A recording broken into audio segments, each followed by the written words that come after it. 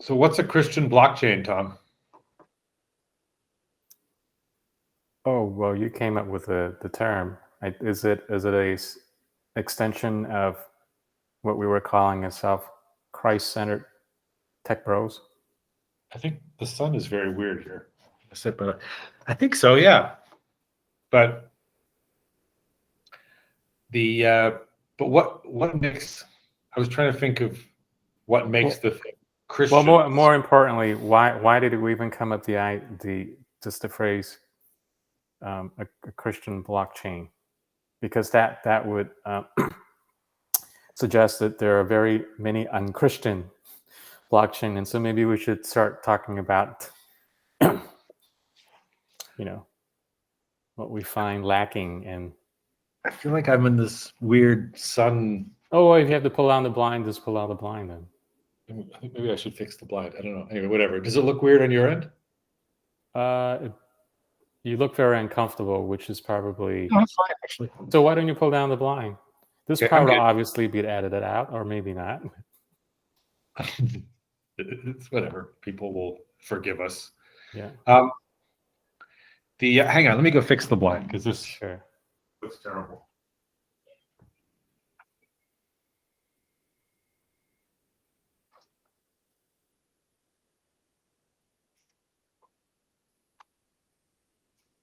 There we go. That's better. Okay. God, that's more normal. So the thing about most tech products is they're extremely extractive. If you look at Google, it hoovers up everybody's information and then it monetizes that badly or inefficiently. And then it everybody sort of suffers a little bit because there isn't, because their monetization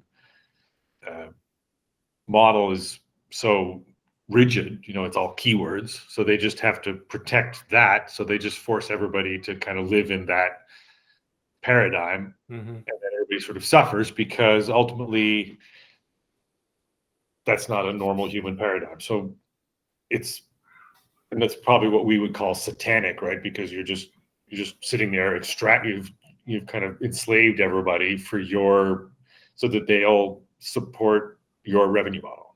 Or Facebook, it's all attention, right? The goal for all these products is to get you sitting there all day going click, click, click, click, click. So. And also what you call extractive is also it's very black boxed.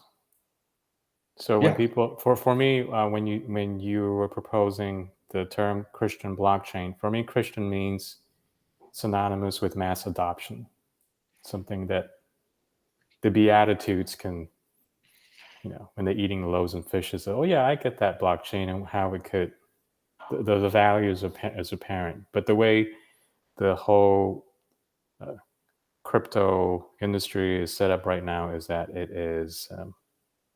It's totally extractive, right? I mean, it's a giant pyramid scheme right now. Exactly. So, and it's just everybody's like, hey, Tom, you should buy my extraordinarily valuable coin because it's rocketing up in price. Yeah. And then the people who get involved in that they don't understand what the mechanism behind that too. So that for me is. I mean, it's literally it's like playing the numbers in 1920. Yeah. Down on the Lower East Side, right? It's like some hustlers just going like, hey. You brought something to mind. The other day I saw something that is a very interesting trivia with blockchain. So we know blockchain to be a distributed ledger. And I was looking at where that word ledger came from. The notion of the distributed ledger actually came from an old German and Dutch word, meaning an open book. So back in the day, in the church parish, this is the original root word of ledger, people, if you're in the blockchain, was the Bible actually left open for all the parishioners come so that everyone can read it in a language that they could read it. Because even before then, it had to be, only the priest could, but they just left it there. It was open. and not everyone could afford a Bible. They would just come and read it. So that was interesting. It's like, wait, that's a very nice trivia that ties in with the whole Christian blockchain. Well, and the word for to read in Latin is legere. Oh, well, even better. So It's just a thing you can read. a thing that you can read, it's open, it's accessible. So if we're talking about Christian blockchain, I think what we want to build is something that would have those characteristics in terms of usability and adaptability. And have your finances be somewhat more public, because to help you. I read something a long time ago that resonated with me. With these, I've always thought financial advisors were a kind of scammy business, right? I just like, why is somebody going to take 150 basis points to tell you to invest your money in a way that's pretty straightforward? And a lot. So this one article resonated with me, and somebody says the principal value of a financial advisor is to stop you from doing dumb things. Like, say you were 70 and retired and had a few $1 million in the bank. The financial advisor says, well, hey, don't go buy the Indian burial ground, because that's from what I've seen with all my other clients, that's never worked out very well. Here's some better things to do.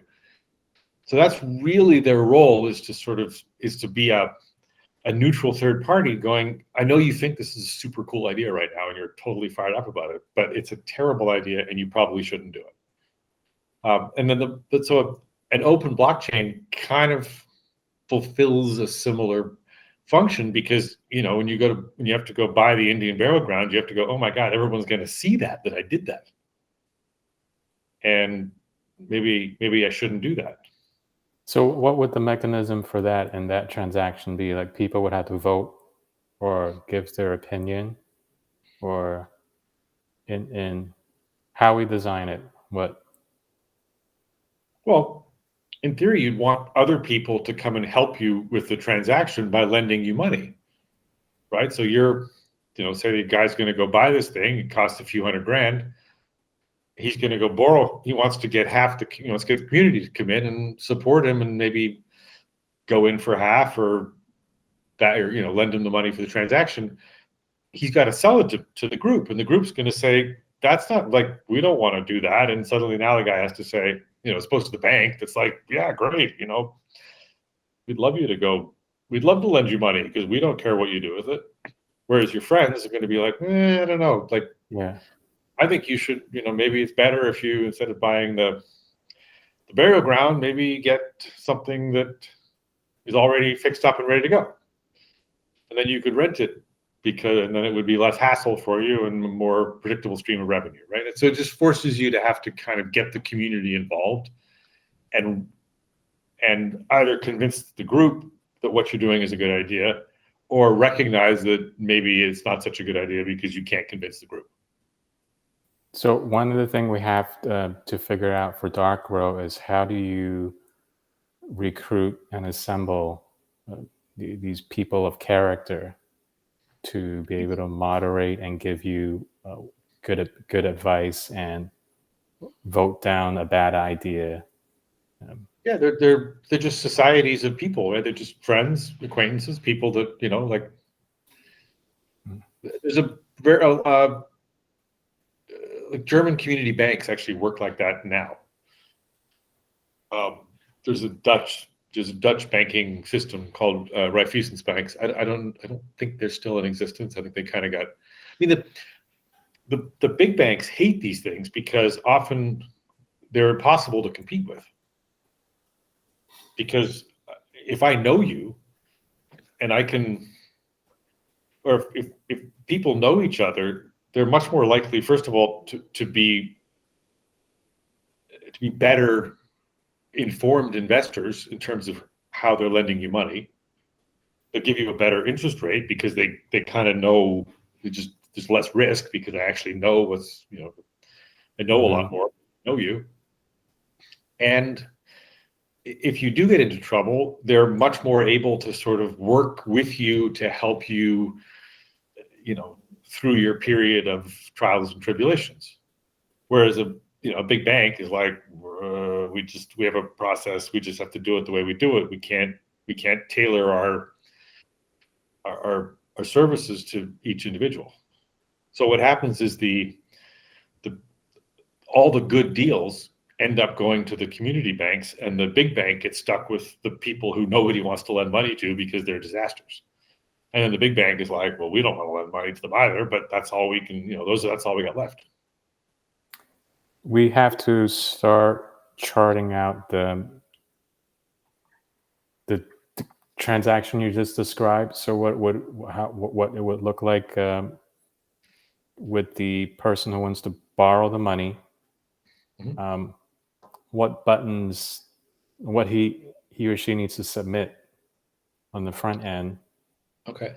Where does I've done a lot of that. Okay. You mapped it out already. Then you may have it and shown it to me. I probably forgot. Or yeah, I mean, you'll look at it again. Make it look better than I have. But so anyway, but that's back to the Christian. That's a Christian way to lend money because, while at some point you're going to expect the guy's going to pay you back, you're not going to hold him or her to this very rigid structure, right? You're going to say, all right, you lost your job, whatever, your wife got cancer, like your kids got a mess, and like your life's a complete disaster right now. So yeah, we're not going to kick you out of your house, and we're going to help you. So why don't you just, we'll, as a community, we'll kind of pick up the slack for you a little bit, and you can kind of get things kind of more or less sorted out. And then when you do, we'll figure out a way to make it all work for you, which is a charitable approach to sort of a financial coexistence with somebody. Whereas today, right, the guy would lose his home, the bank would foreclose, and then he'd start a GoFundMe, and then the neighbors would all chip in, and it'd be like, oh, Jimmy's wife's got cancer and he lost his job and his kids got a thing, and we all had to raise $50,000 for him, but really it would have been a lot more efficient to have not foreclosed on his home, right, and given him some wiggle room to kind of not blow through his savings in 6 months, but instead, just dial back, and maybe because his mortgage is now not something he has to pay right away, he's got some more money to kind of go and get a better job or find a new job or take care of his wife or whatever it is, right? It's just a better application of charity as opposed to separating the, evil satanic institution that crushes them, and then the charitable organization that comes along and goes, oh, look, you got crushed, let's help you. It's just an inefficient way to solve the problem, right? Because you you shoot the guy and then you drive him to the hospital and then the hospital fixes him. It's like, well, just don't shoot him to begin with. This doesn't sound like anything new. It sounds like something people have been doing for a long time in villages and it's totally old school. It's just the banks, the financial institutions don't like it because it competes with them. Right? So I guess I should. You're a usurer. You don't like people who lend money at low rates and are forgiving. You had one slide in one of your talks where you were talking about friends who function as the people who circulate the money that way. So this whole system we're describing is Christ-centered. It's not Christ. I mean a Christian blockchain, because that's how the it tries to not be usurious. Yeah, and also how we know in the Book of Acts, that's how they described money was parceled out. We know there were cases where in the New Testament where Paul came across, or what we gathered from what he was writing to the Corinthians, like there were people trying to game the system too, and they caught on. That's why he said, if any man does not work, he shall not eat, because he figured out some people were just trying to game the the generosity of this the community that they figure out, oh, there's this pot of money there. I can just go and say I'm destitute. All these ding dong Christians will just give us free food because that's what they do. Yeah. So, well, there we answered it. That's what a Christian blockchain is. It's a system of accountability that's community based and not anonymous weirdo block producers based one in China and one in some other questionable location in the world, because that's what all the block producers, at least I see in the EOS network. You saw Russia's banning crypto, like Russia's banning the whole thing. I didn't follow up read that in depth. Just like they just nuked it. They just they're like, okay. So this is the kind of thing we're talking about. How can a blockchain claim to be can exist off grid when the people on the grid can reach beyond the edge of their empire and kill it? Doesn't that just destroys the whole pitch and promise of what blockchain can do? It still exists, but yeah, it's a little awkward if you're a Russian national and you own Bitcoin. I'm sure there's a process for them to sort of go, well, you need to not own Bitcoin. I don't know I didn't read the article carefully, but I think what they don't want is a foreign exchange. They don't want the dollarization of, or the Bitcoinization of the Russian economy, because then they lose control of the currency, and then you're not really if you're a country without a currency, it's like El Salvador right now, right? I mean, El Salvador is like, yeah, we're going to just run the whole place on Bitcoin. So they're kind of I don't know how they're supposed to collect taxes at that point. They're going to have to switch to this hyper libertarian model where it's all just fee for service. This goes back to one of the things we've been trying to solve when we still are doing the game part 2 is they have a fourth wall problem right now, right? The fourth wall problem is like you finally are stepping on Satan's toe, and it's gonna. They didn't quite map it out. Like we're trying to map out too. We had this idea of what we call lawful tactics. Like how do you interact with, break the fourth wall, and so if Russia, Putin says no, you can't do that. I mean, how is that enforceable? They're going to start putting people in prison if they catches them with, I guess, or seizing their assets, or whatever, or just going, look, you can't use Bitcoin in Russia. You can't mine it. You can't. I don't know. I got to look. Yeah, I don't know how that's enforceable. That's the point, because the decentralized, anything decentralized is just, you can't. There's no point of seizure. So the Russian citizen, the government just goes, "Hey, we're taking your thing." I mean, at some point, you get the letter says, "Hi, we've decided that that's ours now," and then you have to go to court and go, "I don't think so," and the judge is like, "Yes, dude, sucks to be you. Turn it over." And then if you don't, they put you in jail. They go, "Well, you're in violation of the order," and so, I guess I don't know what happened. I guess they throw you in jail and they go, "Here, sit here until you decide like doing what we tell you." The crypto is tangibly, materially not. It's decentralized. You can't. There isn't like a hardware you can grab and says, "I got your crypto." So we're saying that the only actual real hardware is the human being. Right, exactly. The hardware is the human being who owns it. He's the single point of failure. Bingo. He's a single point of failure. So that's why we want to have multiple humans. We want to distribute the value over multiple humans in a credit-based system, because then you're not the single point of failure. You have a whole community. Like they got to go after a whole community, right? That hasn't been said enough, and it should be written more. That yes, your hardware is decentralized. It's actually truly decentralized. Your crypto in this. Like the Orthodox Jews kind of work like that, right? They sort of pool all their assets, and then they got a sort of distribution system for figuring out, who gets what. but it's very, very difficult to go seize, Shlomo's assets because technically he doesn't have any. They're all just community-based property. So the Hasidics are actually the best human blockchain. Literally, they've decentralized.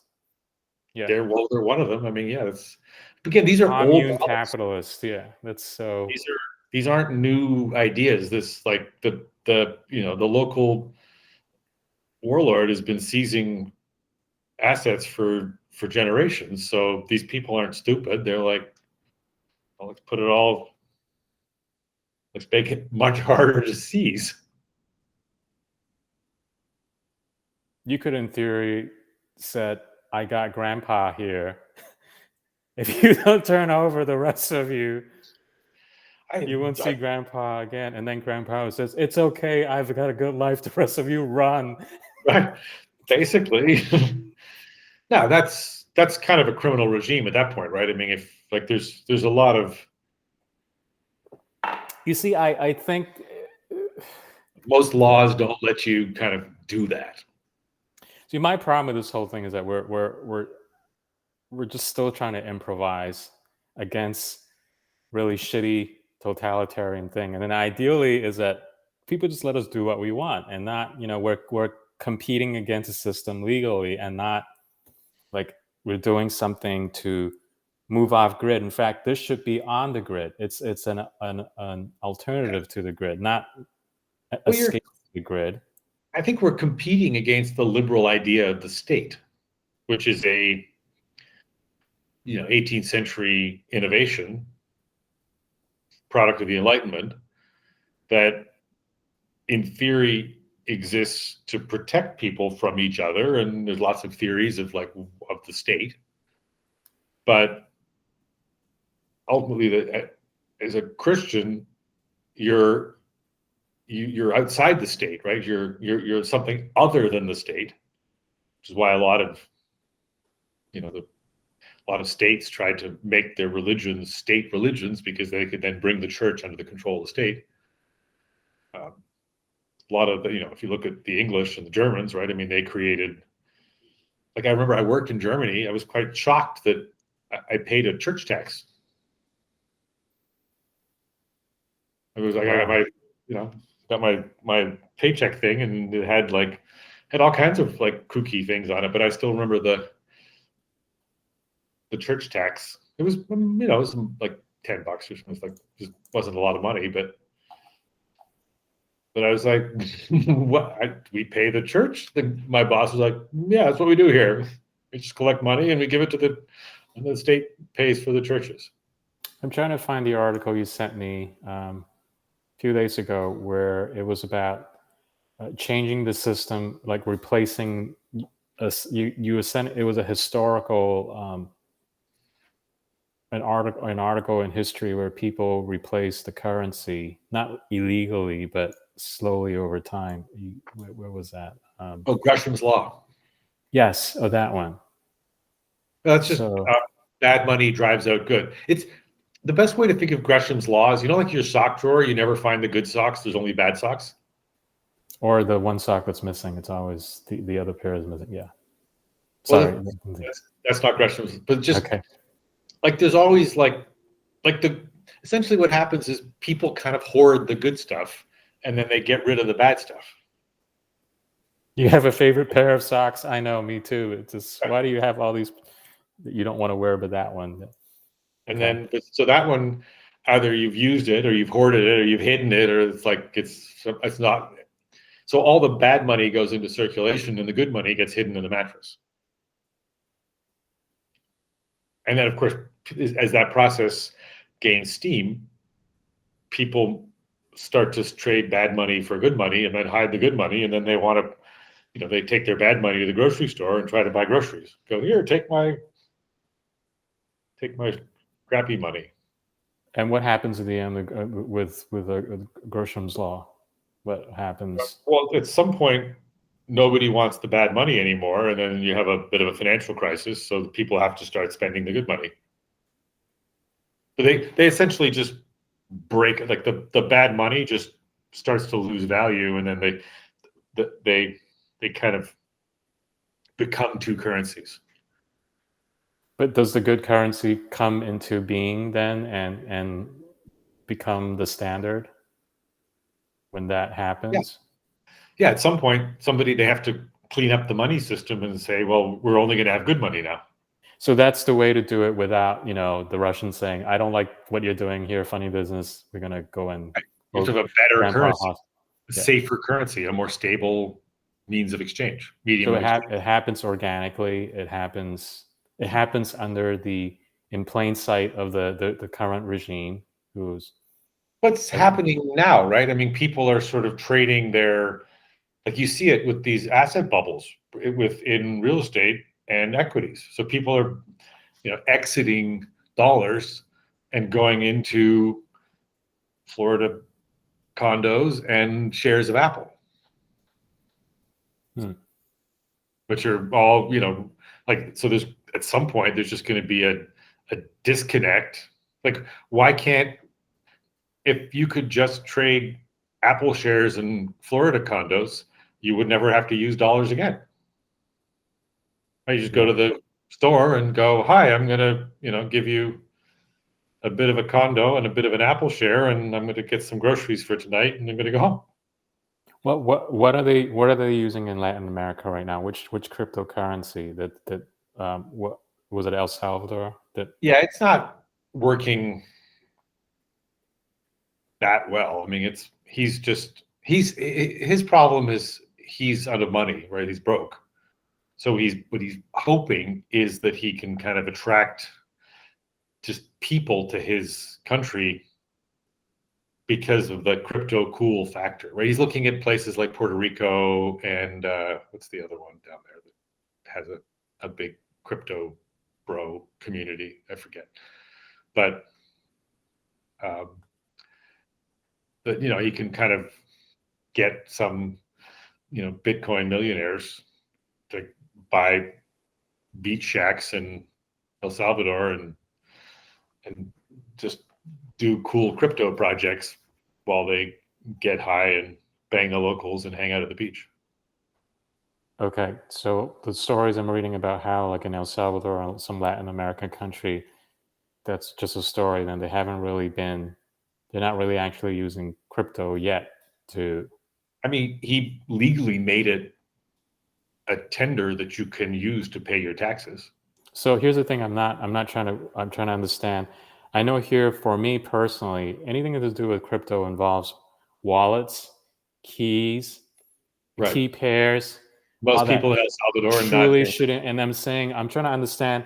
You're telling me the stories about how in third world countries that, wow, suddenly there is this really cool, almost cyberpunk economy happening with Pedro. He's got the sheep.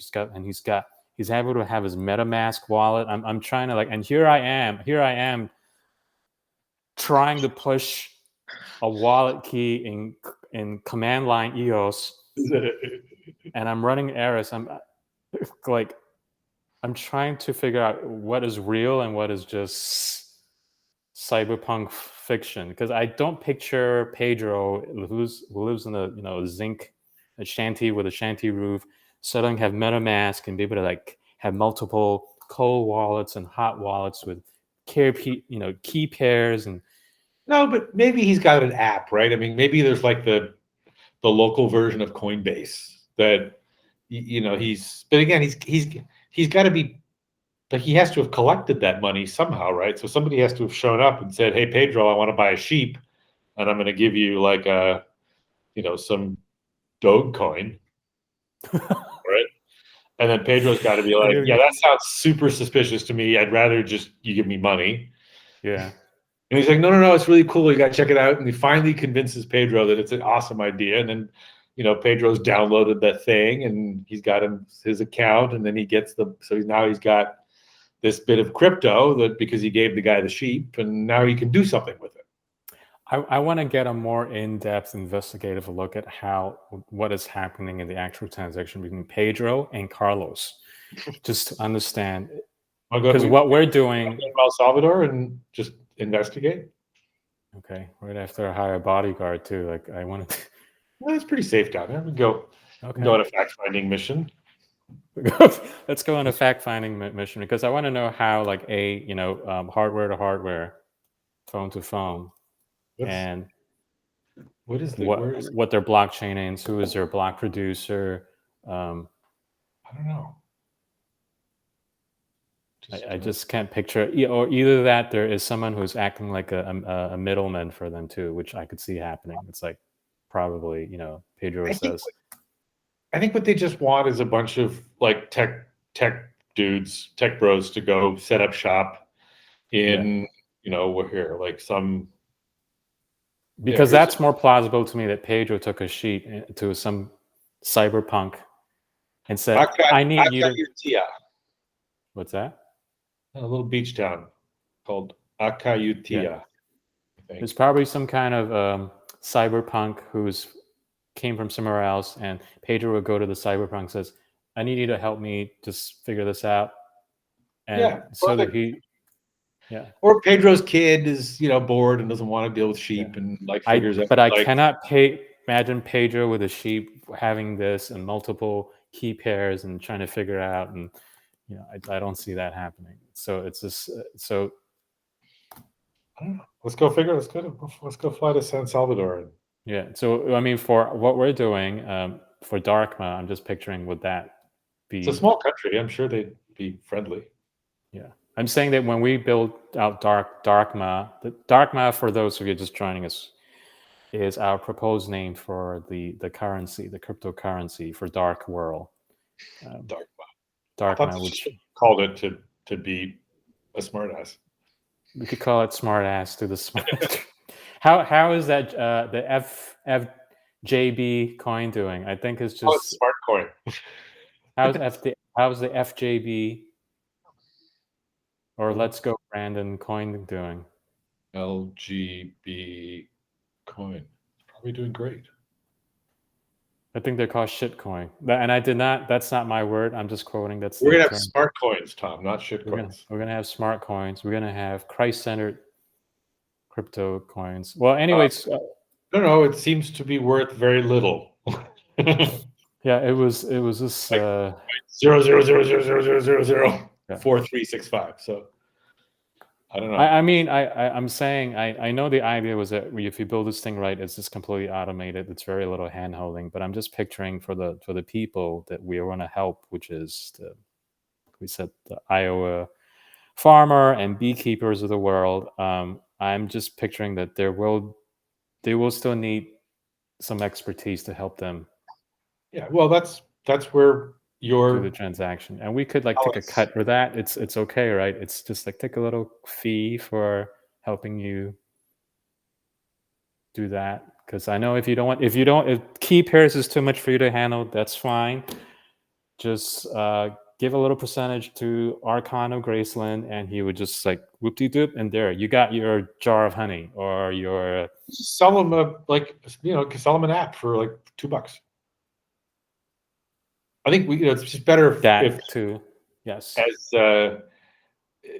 like once you start getting into the transaction fee world, you end up owning the transaction, and then I think it's more difficult to be incredibly arm's length from everything, right? Whereas when you're just selling the tool, you can capture similar revenues, but you just don't have to. Yeah. But as the creator of Darkma, or the smart ass coin, don't we have some I mean, how does that work? Don't we like still kind of own it, or because we like EOS.io created EOS, or Block One created EOS.io, and then they created EOS. Don't they still have like a but EOS is different, right? Because it's an actual. Well, they don't say it's a security, but it's a token. Whereas we're just tokenizing assets. So, like if you took the chair and you gave the chair a value of, 3 smartass coins, all you're doing is making the chair worth 3 smartass coins. Right. Okay. I think this would keep reminding myself that it's the Darkmire is very different than what Exactly. people are. Yeah, it takes me a while to just kind of switch my, because that's one thing we have to be very clear on the landing page too. Is like, hold on, this is not your, you know, It's a smart coin. yeah, it's not a money out of thin air. It's a representation of something. It's specie, not fiat. But yes. All right, Yeah. I'm going to wrap Okay. this up Sure. from the recording thing. So because I think we solved why we're Christian. I think that's cool. I'm happy we did that. Yes. So stay tuned for like we were going to talk about why we kind of did talk about why the blockchain was satanic. Yeah, we did. We've been talking about it in the last few episodes, but we could keep talking about it in the next few more episodes. So we accomplished our mission today. Excellent. Yes, we did. Yes. Right. Signing off.